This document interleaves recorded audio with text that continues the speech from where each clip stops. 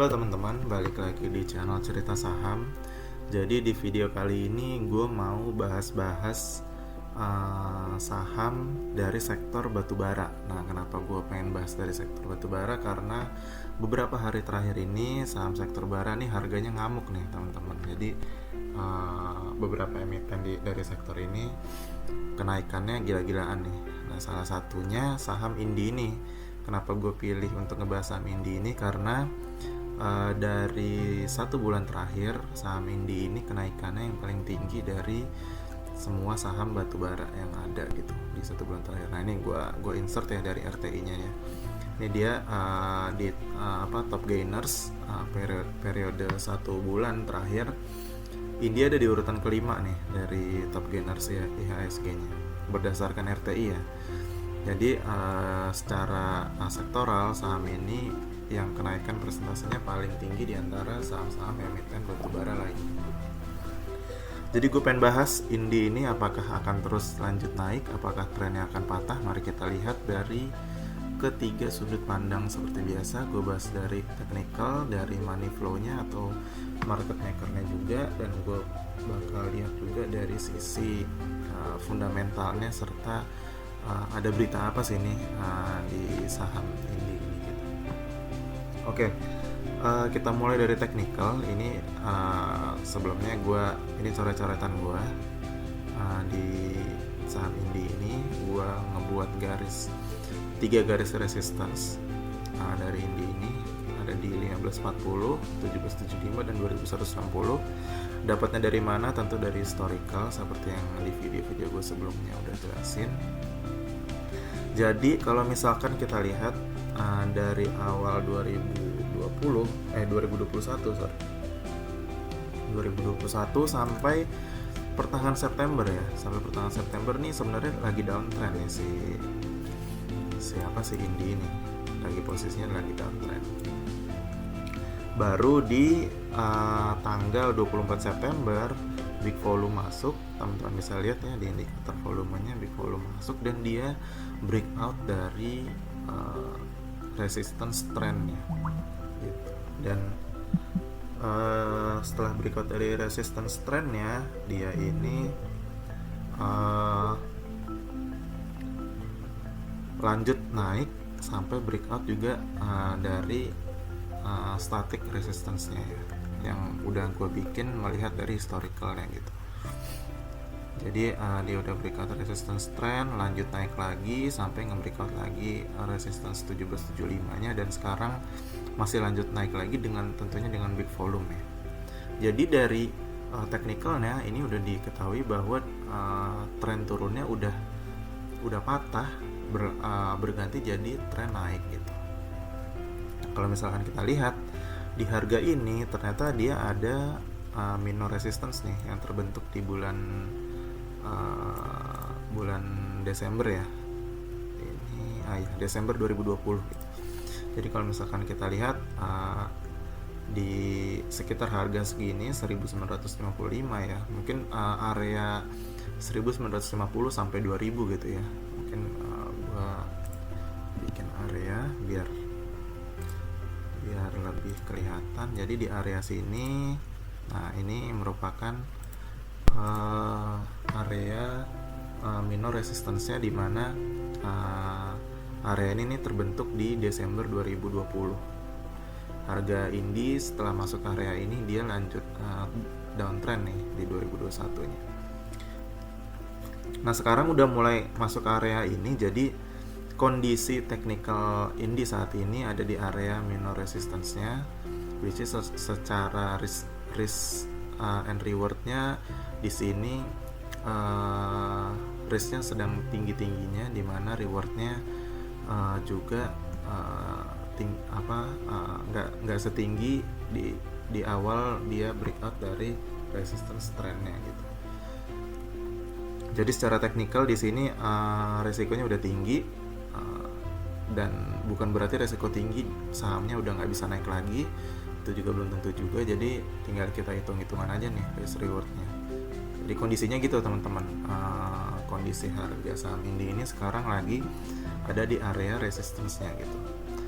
Ini pergerakannya menuju ke resistance yang atas nih 2160. Nah, apakah dia akan lanjut naik, apakah dia akan turun? Kita tentu perlu melihat dari sudut pandang lainnya juga. Jadi jangan lihat dari teknikal juga. Kondisi teknikal ini seperti itu. Gue akan lanjut ke money flow ya. Nah ini seperti biasa gue lihat dari kc.co.id. Di pertanggal 30 September saham Indi ini kepemilikan lokalnya 94,36%, asingnya 5,64%. Jadi udah jelas banget bahwa saham Indi ini market makernya itu dari lokal. Dari Stockbit gue lihat pergerakan net foreign-nya dan bandar volumenya juga. Net foreign ini sebagai informasi aja, cuman sebenarnya tadi yang kita udah tahu ya, market makernya itu dari lokal, jadi nice to know aja untuk net foreign-nya. Kemudian dari bandar volumenya di sini karena dari Brooksum ya, dari selisih net buy dan net sell dari top 5 broker summary-nya. Nah, jadi data ini nih yang bisa kita pakai. Dan dari sini kita tahu bahwa dari tanggal 24 September ya tadi, di mana breakout resistance-nya itu disertai dengan akumulasi nih dari bandarnya atau dari market makernya, dan disertai juga dengan volume yang besar gitu. Nah, di mana ada breakout resistance disertai dengan volume dan akum dari bandarnya, itu artinya dia sedang menuju ke strong uptrend, dan terbukti hari-hari berikutnya itu harga sahamnya terus naik gitu. Dari Stockbit seperti itu. Nah ini gue lihat juga dari RTI. Di sini gue lihat broker summary-nya dari periodik 1 bulan ya. Di sini juga kelihatan bahwa saat ini dalam proses akumulasi, jadi saling menguatkan ya antara Stockbit dan juga RTI ini. Dimana di sini ada satu broker yang top net buy-nya volumenya besar sampai 48,1 million. Lalu top net sell-nya yang paling besarnya hanya 17,9 gitu. Jadi di sini di mana sedikit pihak membeli dengan jumlah besar dari banyak pihak, di situ artinya sedang proses akumulasi nih dari market maker atau bandarnya. Gue lihat juga dari partisipasi transaksi lokal dan asingnya di time period 1 bulan, dan ternyata memang lokalnya, domestic buy dan domestic sell-nya itu 88,43% dari total seluruh transaksi saham Indi ini gitu. Jadi ini juga menguatkan juga bahwa market makernya dari lokal ya, dari lokal, karena partisipasi transaksi asingnya kecil banget, hanya 11,57%. Biasanya kalau yang dibandarin sama asing itu seminimal-minimalnya 25% lah, 25% ke atas baru itu bisa kita perhitungkan pergerakan dari asing. Tapi kalau saham Indi ini, pesan gue jangan terlalu lihat dari pergerakan asingnya, karena akan lebih mempengaruhi pergerakan dari lokalnya terhadap harga saham Indinya itu sendiri. Jadi posisi saat ini Indi dalam tahap akumulasi ya, dari sisi money flow atau market makernya. Tahap Indi ini lagi sedang akumulasi. Artinya pergerakan harga kedepannya tentu masih sangat baik prospeknya gitu, karena market makernya saat ini lagi akumulasi juga. Dari market makernya atau pergerakan bandarmologinya udah clear, saat ini sedang akumulasi. Kita lihat dari kondisi dari perusahaannya, atau gue lihat dari sisi fundamentalnya. Nah ini ada banyak grafik, gue jelasin dulu. Di atas itu gue ngambil dari Stockbit juga. Ada income statementnya, ini yang annually, yang tengah ini, grafik yang tengah ini adalah income statement yang quarterly. Lalu gue lihat dari growth-nya juga, baik revenue, net income maupun EPS-nya. Kita bahas satu-satu ya yang grafik ini. Jadi di 2017 itu profitnya tuh sekitar net income-nya tuh ya sekitar 4,54 triliun. Kemudian di 2018-nya dari sisi revenue-nya tuh meningkat banget, namun dari sisi net profitnya dia turun ternyata jadi 1,16 triliun. Gua nggak bahas kenapa. Yang gua akan bahas di sini adalah kita langsung melihat data aja. Kita langsung melihat data bahwa pergerakan net income-nya ternyata di 2019 ini malah jadi minus nih net income-nya, malah menghasilkan rugi bersih nih. Artinya dari yang 2017 4,54 triliun, 2018 1,16, di 2019 dia minus, ternyata net income-nya jadi minus 0,25 triliun. Dan di 2020-nya seiring dengan penurunan revenue dari 2018 sampai 2020, net profitnya pun atau net income-nya pun itu menurun juga sampai minus 1,63 triliun. Jadi dari 2018 ke 2020 nih growth-nya negatif nih, perkembangan net income-nya dari si Indie ini gitu. Kita lihat ke kuartal ya, per kuartalnya. Jadi di kuartal 3 2020 dia minus pendapatannya, profitnya. Kemudian kuartal 4 dia minus juga, minus 0,85 juga growth-nya. Lalu di kuartal 1 2021 mulai ada kenaikan revenue yang dibarengi dengan kenaikan dari profitnya, meskipun masih minus 0,14, cuman secara pertumbuhan dari kuartal 4 2020 ke kuartal 1 2021 ini sudah menunjukkan growth yang positif. Dan terbukti di kuartal 2 2021 revenue-nya naik, dan akhirnya di kuartal 2 2021 ini net income-nya itu sudah positif ya, 0,31 triliun ya kalau misalkan kita lihat net profitnya. Jadi dari kuartal 4 2020 sampai akhirnya ke kuartal 2 2021 ini sudah menunjukkan growth yang positif.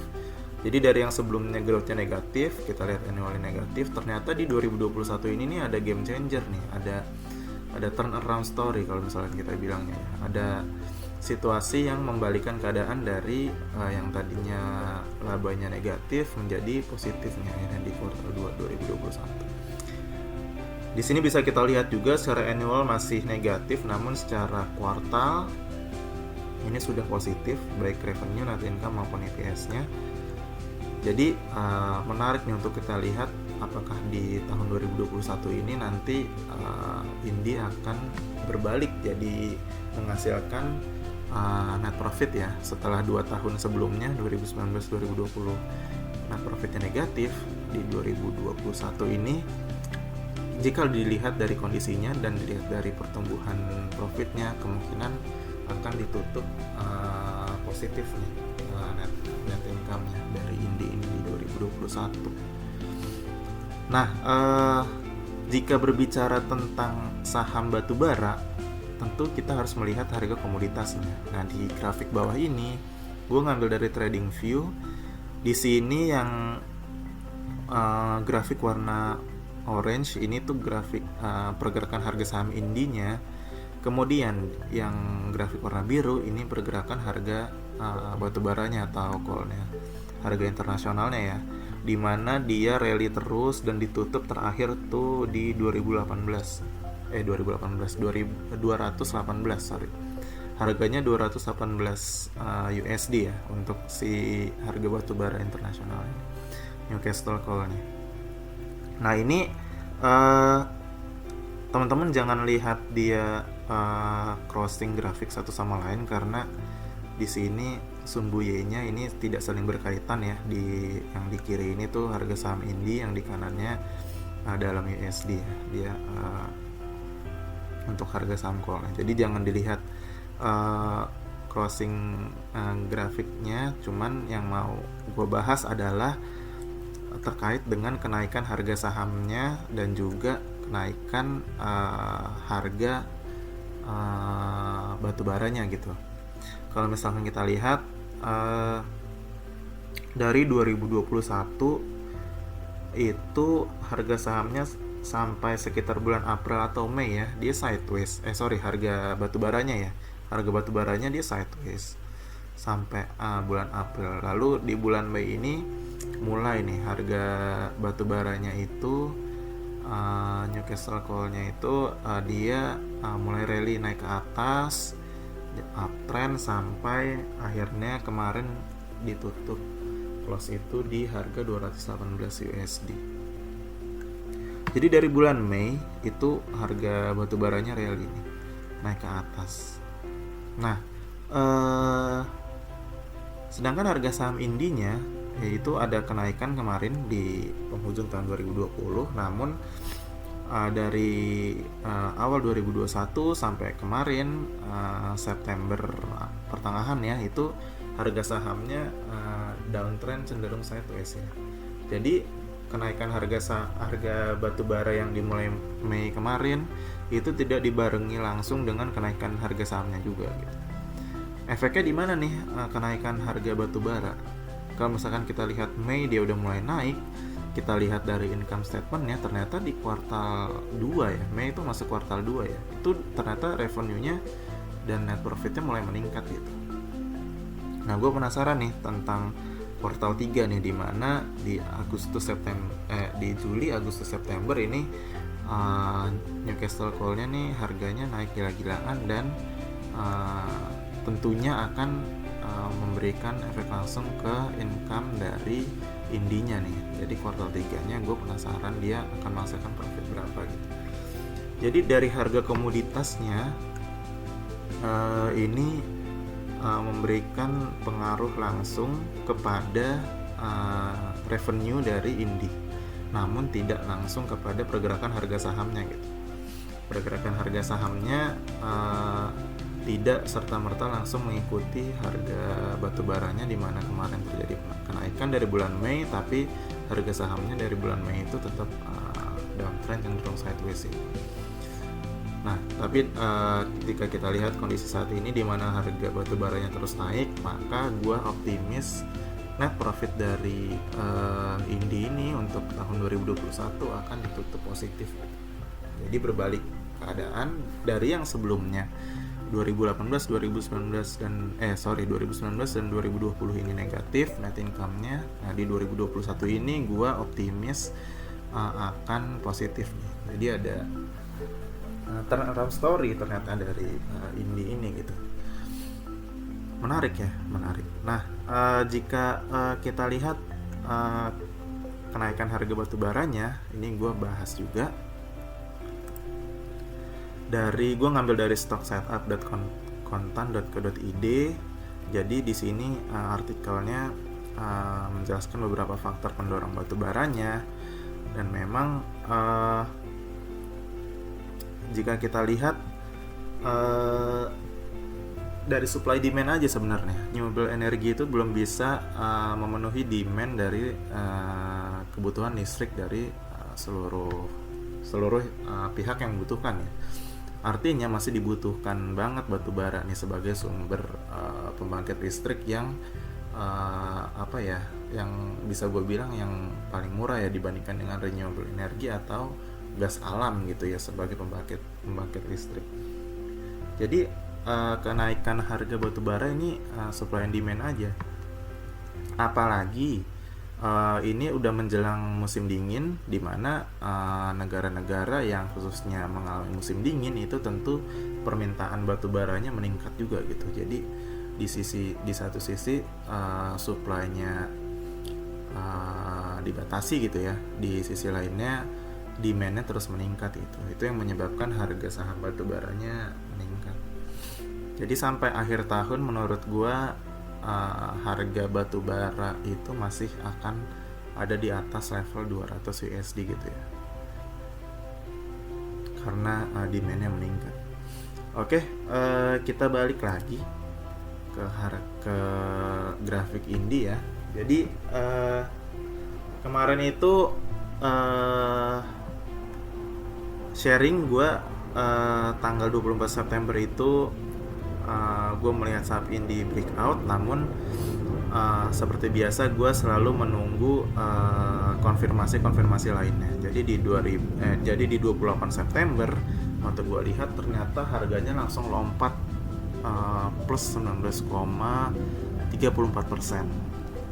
Dan di situ langsung ke level resistance atasnya gitu.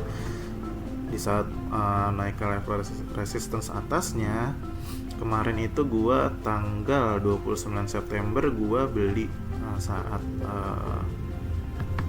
saham pergerakan harga sahamnya pullback ke resistance yang di jebol ya, yang di breakout. Gua beli saat pullback. Kemudian setelah beli itu tentunya gue menentukan akan take profit di mana gitu, dan gue menentukan take profitnya di area atas 1900 gitu. Nah ini gue share aja nih. Kemarin gue ini scalping aja ya. Kemarin gue scalping Indi, di mana gue belinya tuh di sekitar 1795 saat dia pullback di tanggal 29 September. Lalu di tanggal 30 Septembernya gue ngeset auto order, di mana conditionnya itu saat harganya bergerak ke atas 1900, dan gue pilih yang best offer ya, dan akhirnya kejual di 1926 di tanggal 30 Septembernya gitu. Nah ini gua tampilin down transaction gua di saham Indi, di mana gua lumayan lah dapat 7,3% gitu ya. Karena kemarin niatnya emang scalping doang. Jadi nggak gua hold lama-lama sahamnya. Saat pergerakannya menuju ke resistance-nya langsung gue lepas barangnya gitu. Jadi gue dapat sekitar 7,3%. Nah pertanyaannya, apakah harganya akan terus naik? Jadi kalau kita recap dari teknikalnya, saat ini posisinya lagi di area resistance, artinya resikonya sangat tinggi jika kita masuk sekarang. Better nunggu dia pullback dulu ke level support di bawahnya, atau nunggu breakoutnya dulu gitu, breakout ke resistance atasnya gitu, biar lebih aman, ke atas level 2000 nih, biar lebih aman. Nunggu itu dulu. Secara teknikal seperti itu ya teman-teman. Jadi better nunggu pullback ke supportnya atau breakout dari resistance-nya dulu, karena sekarang posisinya sedang ada di area resistance-nya nih, jadi risikonya sangat tinggi. Secara bandarmologi, secara market maker, dia lagi akumulasi, jadi bagus. Recommendation-nya baik kalau kondisinya seperti itu gitu ya. Apalagi sekarang volume transaksinya masih tinggi gitu, disertai dengan akumulasi dari market maker-nya. Jadi kalau dari bandarmologinya kondisinya bagus, prospeknya bagus gitu ya. Dan dari sisi fundamental dan isu-isu atau berita-berita tentang batubara dan saham Indi ini juga cukup baik. Di tahun 2021 ini ada turnaround story, di mana di 2 tahun kemarin 2019 dan 2020 itu net profitnya Indi negatif. Di 2021 ini kemungkinan besar akan positif jika kita lihat dari pertumbuhan per kuarternya dari net profitnya. Jadi secara growth saham ini lagi dalam kondisi yang bagus untuk tahun 2021 ya, tahun 2021. Nah jadi kurang lebih itu teman-teman kondisinya dari 3 sudut pandang. Sekali lagi ini gue sharing aja, disclaimer on, ini berdasarkan dari sudut pandang gue sendiri. Teman-teman bisa menggunakan data-datanya itu untuk menyusun trading plan teman-teman sendiri. Ya semoga bermanfaat. Pesan gue adalah jangan telan mentah-mentah apa yang gue bilang di video ini. Tentu teman-teman baiknya juga melakukan analisa sendiri, karena risk profile kita berbeda-beda gitu. Kalau gue sekarang gue akan wait and see dulu Indi. Seperti yang gue bilang, secara teknikalnya dia risikonya lagi tinggi nih sekarang kalau kita masuk. Oke, jadi itu aja. Thank you semua.